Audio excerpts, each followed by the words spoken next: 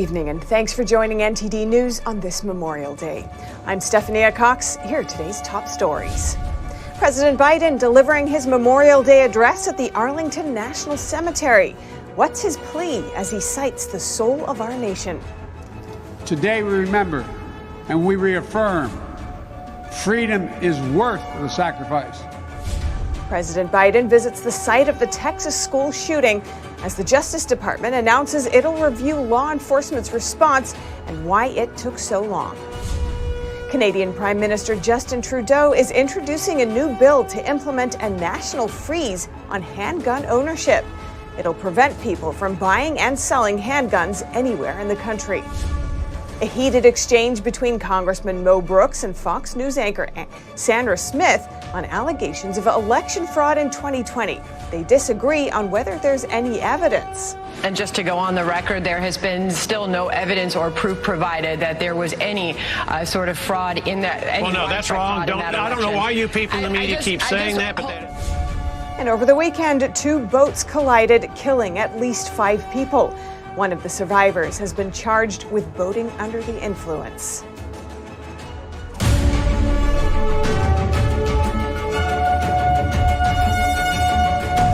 President Biden today delivered his Memorial Day remarks and honored those who gave their lives, citing the soul of our nation. Here's what he said. Democracy is not perfect, but it's worth fighting for. If necessary, worth dying for. Calling democracy the soul of America, President Biden on Monday honored Americans who fell defending our country and its values. And still today, we are free because they were brave. Biden began Memorial Day by visiting the grave of his son, Beau, who served in Iraq and died 7 years ago today from brain cancer. Memorial Day is always a day where pain and pride are mixed together. We all know it sitting here. Jill and I know it. Today's the day our son died. And prior to his speech at Arlington Cemetery, Biden laid a wreath at the tomb of the unknown soldier, as is tradition. In his address, the president also cited Ukraine's struggle as one for freedom that unites all. There's a fight that so many of the patriots whose eternal rest is here in these hallowed grounds were part of. A battle between democracy and autocracy. Biden also acknowledged the Americans who died in the wars in Iraq and Afghanistan and called on Congress to provide more benefits to veterans. The nation's biggest Memorial Day parade is back to the Capitol after a 2-year break. Let's take a look. With American flags waving on Constitution Avenue, veterans and spectators gather to pay tribute to fallen heroes. They made it clear that the United States will never sacrifice our beloved principles, and they sent a clear signal to authoritarian states everywhere that we will never, never back down. Lieutenant Colonel James H. Harvey III serves as Grand Marshal for the parade. He's one of the last surviving Tuskegee Airmen. Following Harvey is a group of World War II veterans who sparked a round of applause and cheers from the crowd. Select marching bands and veterans units from each of the 50 states joined in on the parade. This is the first parade since 2019 after being canceled for the 2 years following the pandemic. The President and the First Lady visited Uvalde, Texas on Sunday. They paid their respects to the victims who died in last week's school shooting. NTD's Jessica Beatty has more. President Biden and First Lady Jill Biden offered their support Sunday in Uvalde, Texas, where gunmen killed 19 students and 2 teachers last week. A crowd chanted, "Do something." Biden responded. The Bidens visited a memorial outside Robb Elementary School, then went to a church service where some of the victims' families worship before meeting with victims' families. He went to each table individually, and they both gave their deepest condolences. A father of one of the victims said it was all about his daughter. And that's all we were here for. You know what I'm saying? He listened to everything, and we listened to him. He shed some tears, we shed some tears. Others had mixed feelings about Biden's visit. When the Epoch Times asked Uvalde resident Raul Nolasco how he felt, he asked what time Biden was leaving. Nolasco pins the blame on a decline in moral standards, saying, quote, "It's really the breakdown of the family. The social structure, the cell of society, is the family. The primary issue is the lack of a father figure." Meanwhile, the Justice Department announced it will conduct a review of the law enforcement response. One witness says he saw police fire at the gunman before he entered the school. And after that, the gunman fired at them. And the police were defending themselves. They're trying to avoid the bullets because he had a real heavy-duty artillery. You know, the gun was powerful. I could hear it. Law enforcement allowed the shooter to remain in a classroom at Robb Elementary School for nearly an hour, while officers waited in the hallway and children inside made panicked 911 calls for assistance. Texas officials and law enforcement have been under intense scrutiny for their delayed actions. The DOJ says the goal of its review is to provide an independent account of what happened, see what went wrong, and identify best practices to help first responders prepare for active shooter events. Jessica Beatty, NTD News. And now bipartisan negotiations on possible gun legislation are underway. Lawmakers in Washington are looking for ways to prevent further tragedies. NTD's Jeremy Sandberg reports. Senators from both the Republican and Democrat side are looking for a compromise solution regarding gun laws. On Sunday, Senators Cory Booker and Chris Murphy both talked about advancing bipartisan legislation aimed at reducing gun violence. Senator Durbin of Illinois says he is confident Congress will find a compromise. I sense a different feeling among my colleagues after Uvalde. Possible changes coming include expansion of the federal gun background check system, safe storage, and red flag laws. Red flag laws allow police or family members to petition a state court to order removal of firearms from an individual posing a danger to themselves or others. Other ideas being considered are putting more resources towards mental health and school security. Republican Representative Adam Kinzinger says he's open to the idea of banning certain guns. Look, I have opposed a ban, fairly recently. I think I'm open to a ban now. It's going to depend what it looks like because there's a lot of nuances. Kinzinger says he's now wondering if extra licenses or training are needed, if not bans. 99.9% of people that own ARs, we all know, are not going to walk into a school and do this. But the problem is for those that support the Second Amendment, like me, we have to be coming to the table with ways to mitigate 18-year-olds buying these guns and walking into schools. Former President Donald Trump spoke at the annual NRA convention in Texas on Saturday. All of us must unite, Republican and Democrat, in every state and at every level of government, to finally harden our schools and protect our children. Trump says the Second Amendment needs to be protected, calling for a drastic change to approaching mental health and increased security in schools. He says every school building should have a single point of entry, along with complete security overhauls. There should be strong exterior fencing, metal detectors, and the use of new technology to make sure that no unauthorized individual can ever enter the school with a weapon. Senator Ted Cruz also spoke in defense of the Second Amendment. We must not react to evil and tragedy by abandoning the Constitution or infringing on the rights of our law-abiding citizens. Cruz says now is the time for action and unity in protecting our rights. It is a matter of basic security. Taking guns away from these responsible Americans will not make them safer, nor will it make our nation more secure. Both Trump and Cruz say the solutions being proposed by Democrats in Washington would have done nothing to stop the recent tragedies. Shares in popular firearm and ammunition manufacturers have jumped since the recent mass shooting, suggesting investors are anticipating a rise in sales as customers rush to buy weapons and ammunition before tighter gun control legislation is possibly introduced. Jeremy Sandberg, NTD News. Canadian Prime Minister Justin Trudeau today announced he's introducing legislation to implement a national freeze on handgun ownership. If passed, it would prevent people from buying and selling handguns anywhere in Canada. Trudeau told reporters that other than using firearms for sport shooting and hunting, there is no reason anyone in Canada should need guns in their everyday lives. In addition to preventing the buying and selling of handguns, the bill proposes taking away the gun licenses of those involved in acts of domestic violence or criminal harassment. If passed, the legislation will also require long gun magazines to be permanently altered so they can never hold more than 5 rounds. This comes in the wake of the school shooting in Uvalde, Texas, which left 19 children dead and also 2 teachers. And a heated exchange between Congressman Mo Brooks and Fox News anchor Sandra Smith is gaining attention online. In an interview, Smith asserts that there was no evidence of any sort of election fraud in 2020, and Brooks pushes back against that claim.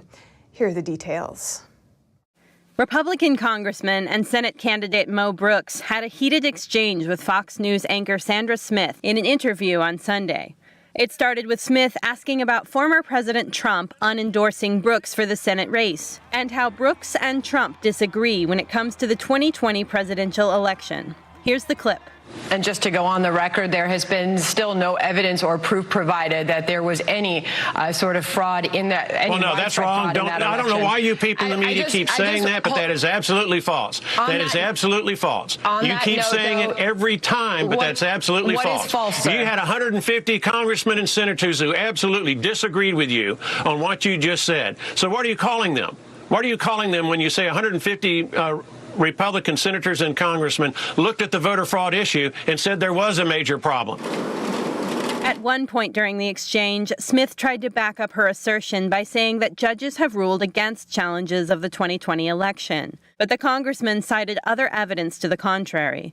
Look at the special investigation of a former Wisconsin Supreme Court justice who found significant voter fraud at nursing homes in the state of Wisconsin. Look at the 2,000 Mules documentary that has come out. Look at how many mass mail-out of ballots there were across the United States for which we have no security. 2,000 Mules is a documentary by Dinesh D'Souza that presents evidence of possible illegal vote trafficking in battleground states in 2020. It was released in theaters and online in early May and managed to gross over $1 million on Rumble in its first 12 hours. It currently ranks number 1 on Amazon's best sellers in movies and TV. Reuters says it has fact-checked the film and did not find that it provided any concrete, verifiable evidence of widespread voter fraud in the 2020 election. D'Souza responded to the Fox interview in a tweet saying he will take apart Reuters' fact-check of his documentary on his podcast this Tuesday. Reporting by Allison Lee, NTD News. House Speaker Nancy Pelosi's husband was arrested and charged for allegedly driving under the influence of alcohol on Saturday night. Records show the 82-year-old's bail was set at $5,000. Paul Pelosi was booked into jail in Napa County, California at around 4 a.m. there on Sunday. He was released 3 hours later and charged with driving under the influence of alcohol. He was also charged with having a blood alcohol content over the legal limit. Both are misdemeanors. Napa County is a district that Speaker Pelosi has represented for decades. A spokesperson confirmed that Pelosi's office was aware of the reports, but told news outlets she won't be commenting on the incident. The spokesperson said Pelosi was on the East Coast at the time of the arrest. Crypto and politics. Could that be a good match? One of the richest crypto billionaires says he wants to donate nearly all of his wealth to make the world a better place, and some of that cash is going towards elections. NTD's Phil Zoe has more. Sam Bankman-Fried said he expects to give $100 million at a minimum to the 2024 presidential elections, which could make him one of the biggest political donors ever. Rich people donate to political causes. Sam Bankman-Fried is the CEO of one of the largest crypto exchanges across the globe, FTX. With a net worth of over $20 billion, SBF, as he's sometimes known as, has said he's willing to donate almost all of his fortune, leaving behind only 1%. A lot of these political donations are because they can feel regulation breathing down their necks. FTX. David Gerard is a cryptocurrency analyst. He's also the author of 2 crypto books, Attack of the 50-Foot Blockchain and Libra Shrugged. Sam Bankman-Fried, he's young. He's only 30. He's a fresh billionaire. He hit this business that exploded, and suddenly he's got more money than he ever knew what to do with before. But if former President Donald Trump is involved in the next presidential election, SBF says he'll contribute up to $1 billion, which would make him the biggest political donor of all time. They want this so that they can further the cause of cryptocurrency. They've made a lot of money during this asset bubble, and they're hoping that will continue if the bubble goes down. SBF is just one of the few crypto players who are donating to politics. Coinbase co-founder Fred Ursum and Gemini Exchange founder Tyler Winklevoss has also donated to political campaigns in the past. Phil Zhou, NTD News. 5 people died over the weekend when 2 boats collided on a river in Georgia. One of the survivors was charged with boating under the influence. NTD's Jason Perry has the story. Now that summer is near and temperatures are rising, many are taking the time to enjoy the sun on lakes and rivers. But boaters need to continue to remain vigilant as they get back out on the water. On Saturday, on a river in southern Georgia, 2 boats crashed into each other. And hold position. As seen in this video, the U.S. Coast Guard rescued at least 1 survivor by helicopter. The Coast Guard said in a statement that one of the boats in the crash had 6 people aboard, and the other carried 3.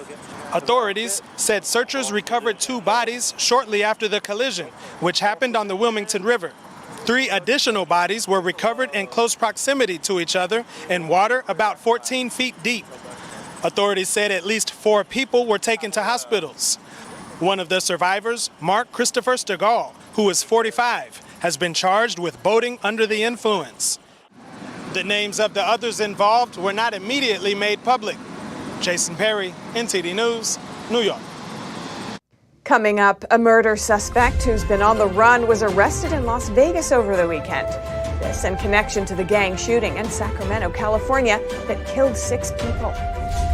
And homelessness continues to be a major issue in California. But there are now new problems stemming from the large number of people on the streets. Fires.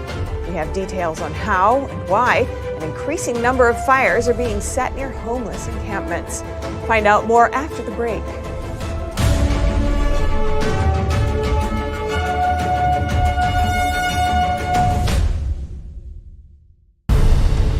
In every country communism gains power, authoritarianism and death followed in its wake. Communism promises a world without suffering, and yet, in its execution, does the exact opposite. Following Lenin's death, Stalin's 29-year reign killed an estimated 60 to 66 million people. More famines and purges would occur. The very peasants that communism was supposed to benefit instead starved to death under its rule. The party dictates what is right and wrong. Mao ended up killing between 50 million and 70 million people. As an investigative journalist, I want to understand why.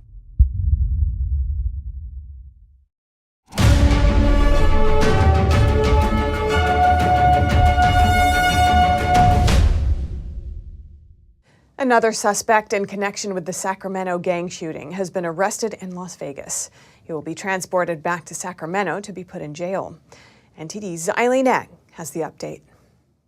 The FBI announced they arrested Matula Payton on May 28th in connection with the Sacramento gang shooting on April 3rd.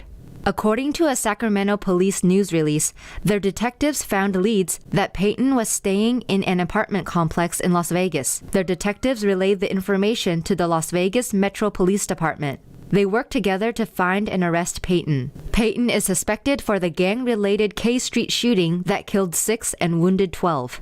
He will be booked into a custodial facility in Nevada and then transported to the Sacramento County main jail. He joins the Martin brothers, who were also arrested in connection with the gang-related shooting. All 3 are facing murder charges. The Los Angeles sheriff pleaded to make local public transportation and coastal beaches safer this week. He plans to increase patrol presence and enforcement amid a rise in crime in the county's hotspots. NTD's Cynthia Kai has the story.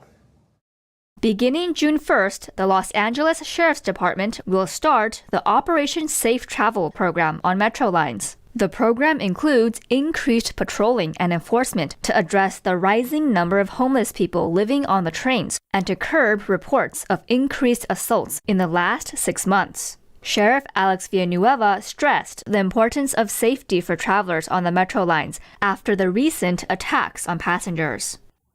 This is just illustrative. When you have that large of a population of homeless people on the system, bad things will happen.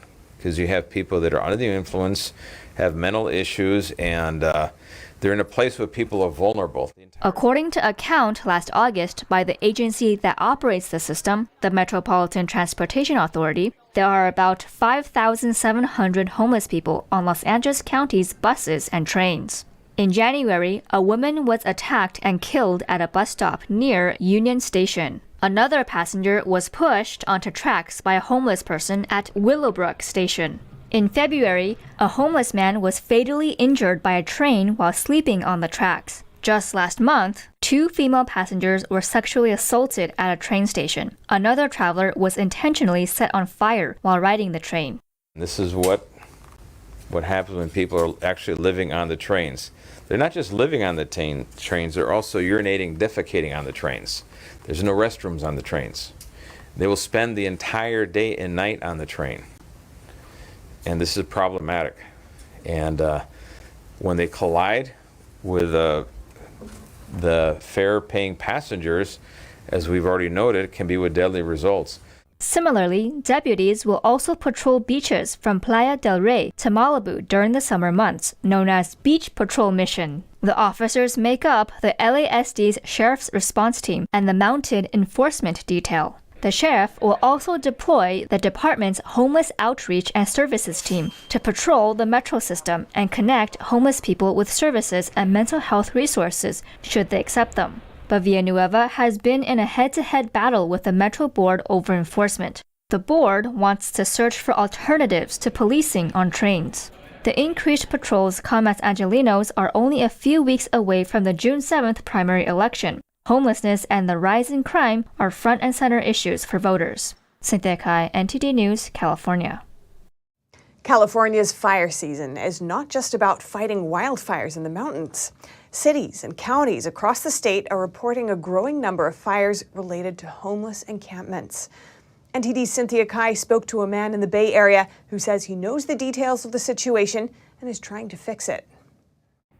Cities and counties across California are seeing an increase in homelessness. Oakland-based Seneca Scott, founder of an organization aimed to address the homeless crisis, says the situation is complex. Homelessness started with the economic collapse in 2008. It was exacerbated by policy, another economic collapse in 2020, and complete ineffective leadership, failed progressive policy, permissiveness of open-air drug zone, and housing first as a failure. According to Oakland's biannual point-in-time count, the city has over 5,000 homeless individuals, compared to the 2,700 in 2019. But the increase in the homeless population is leading to another problem. The city is also seeing an increase in fires related to homeless encampments. Oakland firefighters responded to 61 encampment fires in March and 53 in April this year. Between 2017 and 2020, Oakland Fire responded to nearly 1,000 fires at encampments. Scott says the fires result from 4 main causes. One is people trying to stay warm. And they fall asleep with a candle. Candles are what people use primarily to heat their tents. Candles are also primarily what people use sometimes to heat their drugs. Of the 4 main causes, Scott says 2 are intentional. Arson, people blowing up and destroying cars that have been used for crimes and robberies. Happens all the time. People steal cars, then after they're done with whatever they're doing, they torch the cars. And the last is People set this stuff on fire on purpose because you hit a check and another chant from Red Cross or another nonprofit. He says if someone really needs money, they will just burn their tents. Scott took us for a drive around an encampment site that stretches nearly a mile on Wood Street. It's like a third world. Worse. Third world. Worse. I've been all around the world. They have Toyota. I've been in slums in India that were not this bad. Scott told us newer-looking cars often belong to drug dealers in the area. The city council approved and adopted the encampment management policy in 2020. We just tried to make it work. Here's a list of do's and don'ts, and you cannot have any encampments 50 feet from businesses, schools, residences, or critical infrastructure, and we're going to follow that. The work's already been done, we just need some follow-through. But the city hasn't followed through with the plan. Scott is one of the candidates running for Oakland mayor and hopes for more accountability in the city. He also hopes officials can follow through with existing planned solutions. Cynthia Kai, NTD News, California. And over in D.C., the annual Rolling to Remember demonstration took place over Memorial Day weekend. Motorcyclists from around the nation rolled into the nation's capital to honor fallen soldiers and raise awareness about the plight of veterans. Here's more. In the nation's capital, thousands of motorcyclists marked this year's Memorial Day by taking laps around the National Mall. Spectators reflected on the importance of the day and the issues facing America. You know, there's a lot going on in the United States right now, and we need to remember where we came from and who we are as a people. As a veteran, we're recognizing that we want our freedoms for the country, for the people here in the country, but at the same time being proud. Is America a proud country anymore? Or you have people in the country that's not following what America was truly built upon? The motorcycle rally, known as Rolling to Remember, has been going on for 30 years. The Rolling to Remember website says the annual event demands action for 82,000 service members missing in action. It also brings awareness to suicide and other critical issues affecting veterans. Also in Washington, D.C., comedian Jon Stewart was calling for better health care for military veterans. Among them are 3.5 million veterans from Iraq and Afghanistan who were exposed to hazardous fumes from toxic burning pits, which can cause long-term health consequences. This may be one of the lowest hanging fruit of the American legislative agenda. And from the lawn of the U.S. Capitol, PBS kept up its annual tradition with the National Memorial Day Concert. This year's event was hosted by Tony Award winner Joe Montana and Emmy Award winner Gary Sinise. Thank you for joining us for the 2022 National Memorial Day Concert. In its 33rd year, this concert is an American tradition and in so many ways the memorial service for the country. It's how all of us can join together to unite in tribute to all who serve, have served, and their families. And most importantly, so we can remember the brave who gave their lives for our country. Sitting in the audience were Gold Star families, veterans from World War II, the Korean War, Vietnam, Iraq, and Afghanistan, including those still being treated for injuries. And if you have any news tips or feedback for the show, you can email us at eveningnews@ntd.com. And coming up at the French Open, it's Nadal versus Djokovic yet again. Who's the greatest of all time? NTD's Dave Martin breaks down the case for each. Hurricane Agatha heads towards coastal regions of southern Mexico, causing locals to brace for impact. Extremely dangerous flooding and landslides are among the warnings as the storm reaches near Category 3 strength. That and more here on NTD News.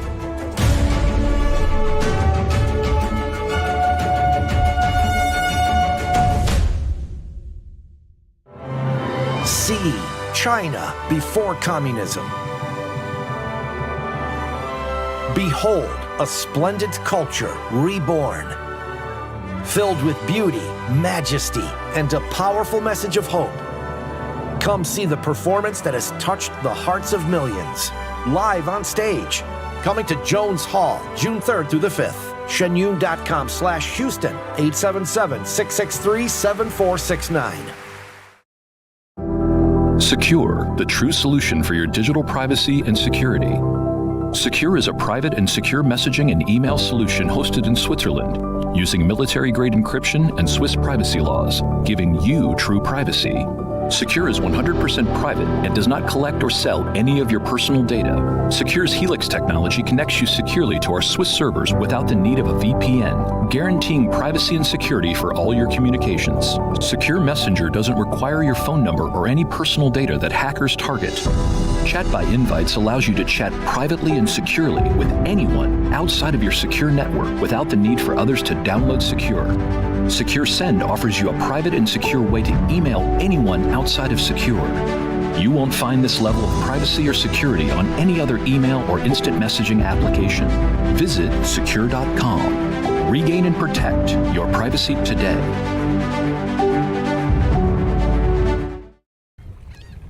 Oh, hey, doesn't it feel like there's communists everywhere? In fact, the Chinese Communist Party has been subverting America from every angle. So whether it's compromising our politicians, controlling Hollywood, manipulating Wall Street, or infiltrating our schools, they have stopped at nothing to take down America. And I believe that in order for us to not become like China, we need citizens who know the truth. So go on over to getepic.com, stay informed with a subscription to the Epic Times, and you will get instant access to this infographic.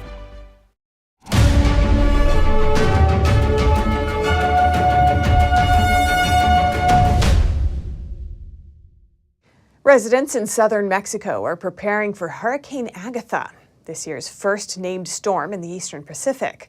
The National Hurricane Center is warning the hurricane could lead to extremely dangerous coastal flooding. Here are the details. Residents along coastal Oaxaca, Mexico are bracing for Hurricane Agatha and the storm surge coming with it. Windows are boarded up and boats taken from the water and moved away from shore. The hurricane is expected to make landfall late Monday afternoon, but strong winds and rain have preceded its arrival. By mid-afternoon, Agatha's sustained winds remained at around 110 miles per hour. This is nearly Category 3 strength. Oaxaca is forecast to see 10 to 16 inches of rain. The National Hurricane Center is warning that storm surge is expected to produce extremely dangerous coastal flooding in areas such as tourist hub Puerto Escondido. And while some tourists have fled the area for safer regions, over 5,200 remain. Civil protection authorities say more than 80 towns are at risk of floods and landslides. Winds and storm are expected to dissipate by Wednesday. Grace Coulter, NTD News. And the latest developments on the Ukraine-Russia conflict. President Biden said today that the U.S. won't send long-range rocket systems to Ukraine that could potentially hit Russia. Officials in Kyiv recently requested the weapons. Biden's comment comes after some news outlets reported last week that the White House had authorized the move. And in Ukraine, a local leader admits that Russian troops have entered the outskirts of a key city in the Luhansk region, coming closer to controlling the whole province.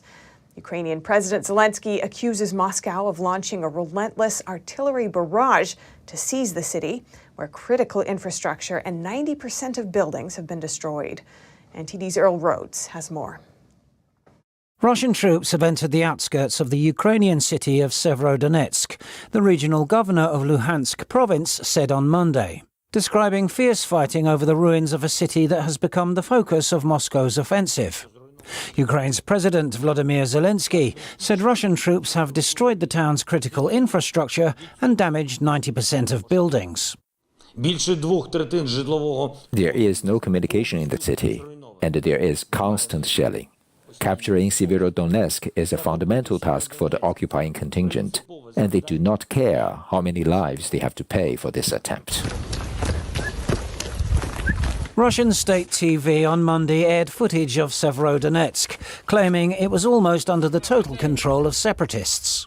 If Russia can capture Severodonetsk and its smaller twin Lysychansk on the higher west bank of the Seversky Donets River, it will hold all of Luhansk, the first of the two Donbass provinces that Putin had placed at the heart of his campaign. Ukrainian forces refused to withdraw from the ruins of Severodonetsk, despite being under incessant shelling. In Donetsk, the other province of the Donbass region, Dmytro, a former English teacher, said his biggest fear was being told to stop fighting and have a ceasefire and negotiation. Negotiated settlement can only happen on Ukrainian terms, and at present, if it happened, it would be a horror. It would be the end of the president's career and all of them, because people want to defend Ukraine, not for Zelensky, but for Ukraine. But by focusing its effort on a battle for the small city of Severodonetsk, Russia might be leaving other territory open to eventual Ukrainian counterstrikes. The past few days have seen initial signs of a potential Ukrainian counteroffensive in the south, where Moscow is trying to consolidate its control over Kherson province, captured in the early weeks after it launched its invasion in February. The TASS news agency reported on Monday that the Russian-controlled Ukrainian region of Kherson has begun exporting grain that was harvested last year to Russia. A senior local official told TASS that the administration was also working on the supplies of sunflower seeds to local and Russian processing plants. Earl Rhodes, NTD News. Chaos unfolded at the Champions League final in Paris on Saturday. The match was delayed by more than 35 minutes after some fans struggled to enter the stadium despite many arriving hours ahead. Local police then used tear gas to control fans after. They say people without tickets forced the barriers to get inside the stadium. French government officials held a press conference today about the incident. They blamed a massive fake ticket ring.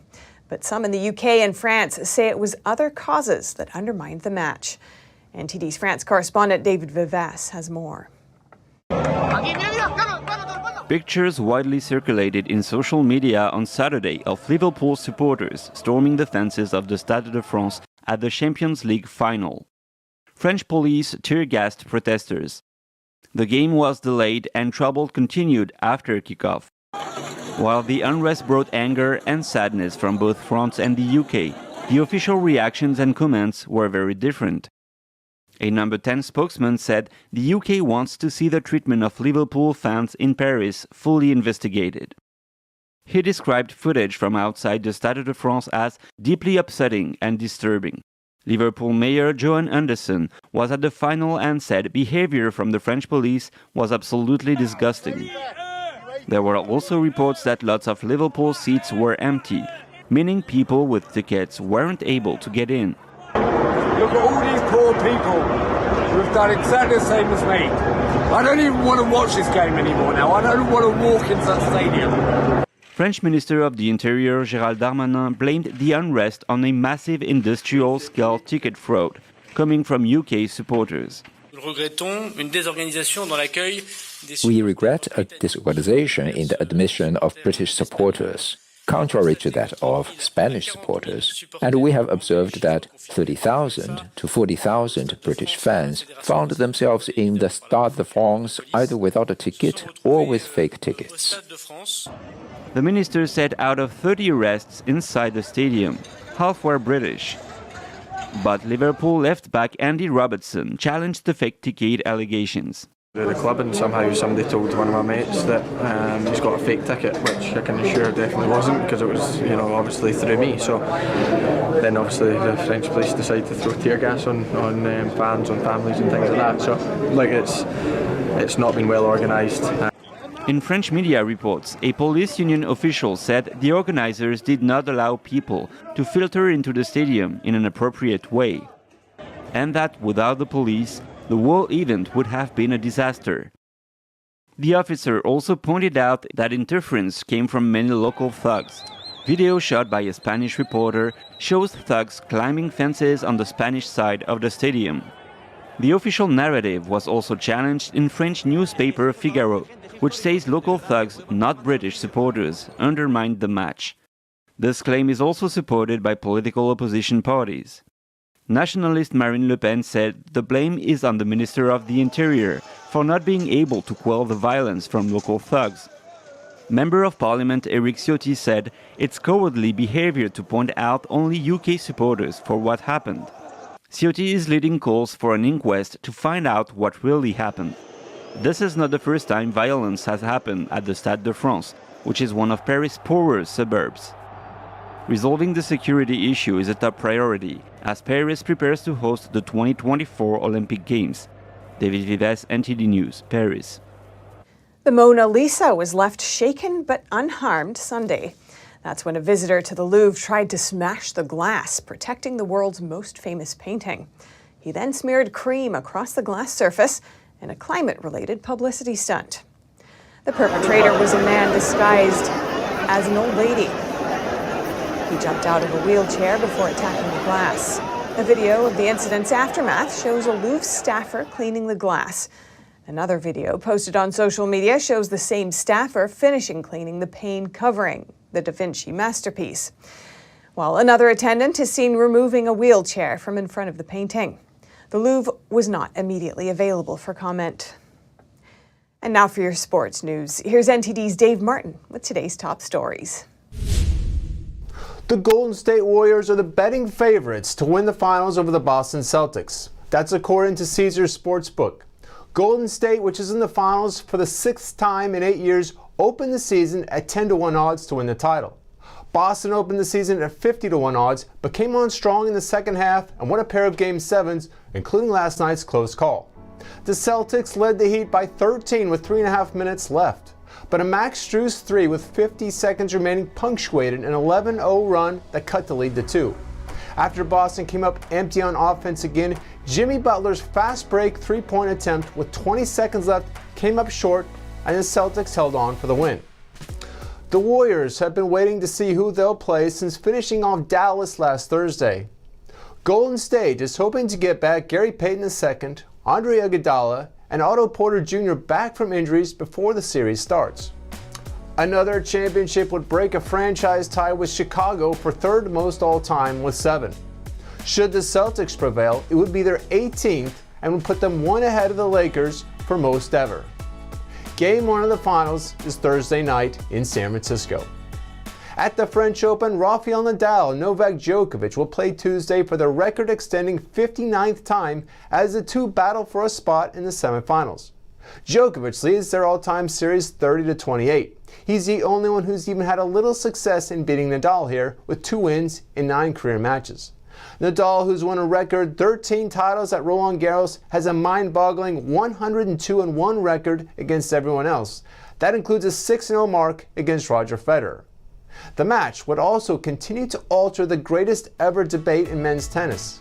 While Nadal's 21 major titles are one more than Djokovic or Federer, Djokovic's winning record against the other two and most weeks ranked number 1 balance the scales. A 22nd major title here for Nadal would give him some breathing room. Meanwhile, should Djokovic win and go on to win the tournament, he would be either ahead or tied in every major category. Elsewhere at the French, Carlos Alcaraz will face Alexander Zverev in a battle of top 10 players, with the victor facing the winner of the Nadal-Djokovic match. On the women's side, Americans Coco Gauff and Sloane Stephens will battle it out in the quarterfinals Tuesday. The 18-year-old Gauff has yet to drop a set in her 4 matches thus far. And on the ice tonight, Carolina hosts New York in a winner-go-home Game 7. At 7-0, the Hurricanes have yet to lose a home game this postseason. Meanwhile, the Rangers have just 1 playoff road win, though it was a critical victory in Game 6 against Pittsburgh while facing elimination. The winner will take on 2-time defending champion Tampa Bay in the conference finals. That's all for your sports news. Back to you, Steph. Thanks, Dave. And coming up, a New York-based nonprofit organization trains prison inmates to raise service dogs for veterans, police officers, and first responders. NTD's Evelyn Lee visited the Puppies and learned how the organization works. And we traveled to Chateau de Fontainebleau in France. The 800-year-old castle was recently restored. NTD's David Vives finds out what it feels like to enter the castle like a king. That and more after this short break.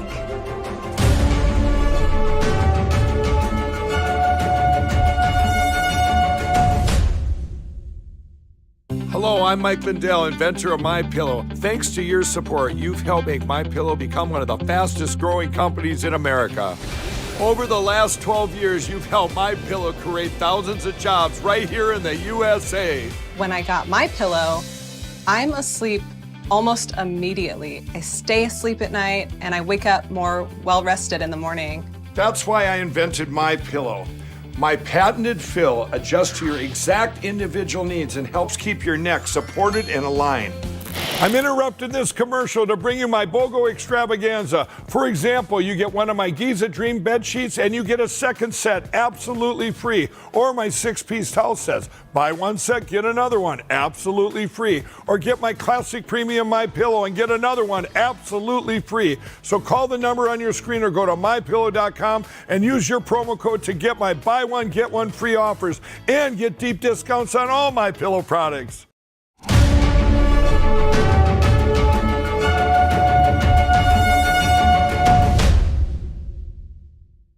There's a nonprofit service dog organization that provides puppies to veterans, police officers, and first responders. It's called Puppies Behind Bars and comes with a very special story. NTD's Evelyn Lee visited the organization and the puppies to find out how it works. This is Detective Jenny. Oh, good girl. You're so smart.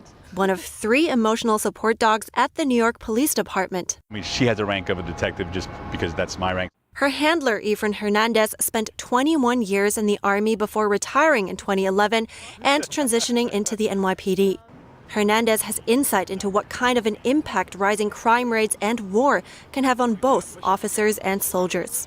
It was demanding. It's a mission that most folks who have never served may not understand the job behind it and what it takes. The pups are trained to bring comfort to those serving the country. They know around 55 commands for that purpose. They shake paws, salute, or simply snuggle up to people. We deal with crisis situations, suicidal officers, suicidal civilians, and I think just having the dogs in our office is a relief for us too. Teresa Mayen handles the youngest pup in the mix, Glory. I visited the organization that provides these dogs, Puppies Behind Bars, and sat down with President Gloria Gilbert-Stoga and Executive Vice President Eric Barsness. They say providing puppies to police departments is a relatively new development. It's always a position with a lot of stress, but I think since the murder of George Floyd 2 years ago, being a cop is tougher and more stressful than ever. Gilbert-Stoga says it's because of their ability to respond to the country's needs that they're still going strong. The organization that started out with 5 puppies has now raised around 2,500. It was established in 2006 primarily to grant dogs to combat veterans, and the certificates on the wall speak for themselves. We have had dogs deployed to Afghanistan when America was at war with Army chaplains. And it gives me the chills even to talk about it now, but after every single critical incident, so if someone got blown up, certainly if there was a death, if there were major injuries, the whole unit had to sit down. Anyone who wanted to talk about what happened, they lost a buddy, the buddy lost a leg and is now being medevaced back to Germany and then the US. And this was mandatory, and nobody would talk, and nobody would cry, and the soldiers would kind of sit there and like, okay, when's it up so I can go back to my barracks. She says the Army asked for dogs to be deployed with the chaplains, and with the dogs, things changed. And the soldiers started talking, and they started crying, and these debriefings became what they were intended for, which was talk about the pain and the fear and the loss, and the dog allowed that. And that's not all this ambitious foundation is doing. Like the name suggests, these dogs are raised behind bars, meaning incarcerated individuals benefit as well. I see the difference that the organization makes all the time. I mentioned letters from our incarcerated puppy raisers. They write to the sponsors, the donors who name our dogs. When I'd worked here for about 6 months, sitting reading one of these letters at my desk crying, and I said to Gloria, how long will the crying go on? And she said, it will always go on. From puppy raisers that feel like they can be part of humanity again, to traumatized veterans finding courage to leave the house again, Barsness says Puppies Behind Bars will continue to do remarkable things for people, maybe even things they don't know the dogs can do yet. Evelyn Lee, NTD News. When you think of Mexican food, what comes to mind? Fajitas, tacos, enchiladas? But what about mole? It's so essential to Mexican food that even a festival is named after it. Here's the story. Over the weekend, Chicago's Mexican community hosted a 3-day Mexican festival, Mole de Mayo, honoring the Mexican cuisine mole, meaning sauce. Alex Esparza, CEO of Economic Strategies Development Corps, the organizer of the event, says the event honors mole and more. Mole de Mayo, mole itself is a sauce. It's a Mexican cuisine. It's from Mexican gastronomy. So what it means for us is the sign of gathering. So we bring the cuisine, we bring the lucha libre, we bring the art display. So it just spells out Mexican culture all the way around. Mole is considered Mexico's national dish. It is used widely as a dressing for meat and grains.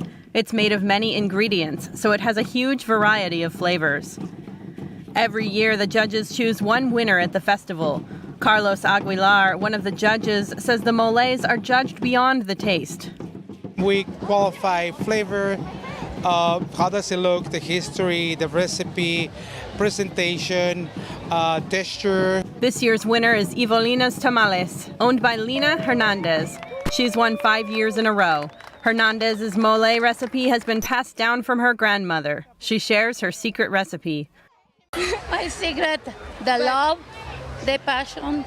You know, we make the mole, we are happy. In addition to Mexican cuisine, visitors also got a taste of Mexican dancing.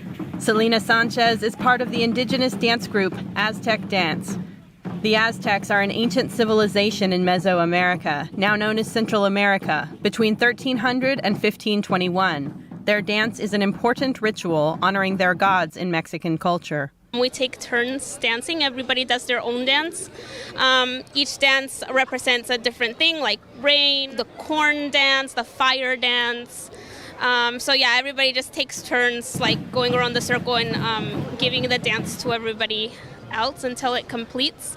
Mole de Mayo has been a popular event in Chicago's Mexican community, the Pilsen neighborhood, since 2009. In 2019, it received 130,000 people over the 3-day festival. Reporting by Angela Moy, NTD News. Visitors can now walk up the King's Stairs at Chateau de Fontainebleau, just days after its full restoration was completed. The 800-year-old castle was a jewel of the French Renaissance. NTD's France correspondent David Vives finds out what it feels like to enter the castle like a king. Many details count when you are the King of France, like how to enter your palace in the most royal way. Louis XIII found a solution. He had the best craftsman of his time build a magnificent horseshoe staircase, under which his 8-horse carriage could drop him off at the entrance of Fontainebleau Castle outside Paris. These stairs have now just been restored to their immaculate white color. Director of Buildings and Gardens Arnaud Amelot says this masterpiece showcases one of the best craftsmanship achieved by stonecutters and sculptors. You can see the scale of this staircase with its very, very curved wings. It's curved like arms that welcome guests. It's really a ceremonial staircase, built for that. It had to welcome the king and the royal court arriving for his holidays. Therefore, this staircase had to be of the highest quality. This is why one sees all its sculpted decorations, which animate the balustrade and staircase. Around 100 of craftsmen worked on this restoration project. Amelot says the task was divided into many different parts, all of which required a special expertise. The staircase, as does the castle, showcases different symbols. Here we have a caduceus, a symbol from Greek and Roman mythology, which was the attribute of Mercury. Mercury was the messenger for the gods. We can see so many details. For example, these wings. They are all crafted in a different way. The whinstone staircase was designed for a slow, pleasant walk. It's worth trying out the king's way of walking. It's nice, isn't it? Yes, it's beautiful. Each step you make feels really light and pleasant. According to legend, King Louis X's favorite hunting dog discovered a source of water here. This spring marked the location of the castle. In the 16th century, King Francis I turned Fontainebleau into the royal residence. This was the time of the French Renaissance. The French Renaissance marked the moment where castles were no longer designed to defend the kingdom, but to showcase for refined arts such as sculpture, painting, architecture. A telling example is this gallery named after François I, which is the first in the way it is designed. At that time, Italian artists came to France responding to the king's invitation. They applied their skills in the castle decoration, and French artists and craftsmen found inspiration for their own work. Before Versailles was built under Louis XIV, French kings used to live at Fontainebleau since Francis I, and it's not hard to imagine the famous Hall of Mirrors being inspired by this gallery, crafted by Italian artists. 34 kings and 2 emperors resided at Fontainebleau. All of them left traces on the artwork in the castle's galleries and rooms. Fontainebleau embodies the history of France. It is a succession of kings from the medieval period until almost the end of the 19th century. Each king had the desire to contribute to the building, to transform, to embellish the castle. It is a family house, and they all lived here in the same way. There are many, many more secrets and mysteries to discover here at the castle. David Vives, NTD News, Paris. And that's all for today's news. Thanks for tuning in. I'm Stephanie Cox.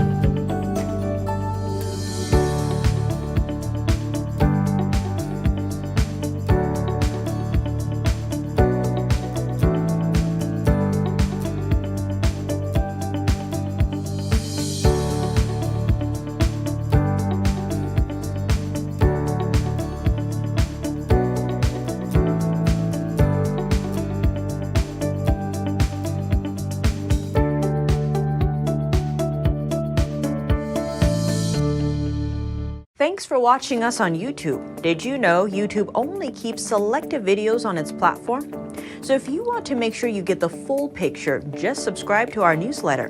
Go to newsletter.ntd.com and sign up. It's free.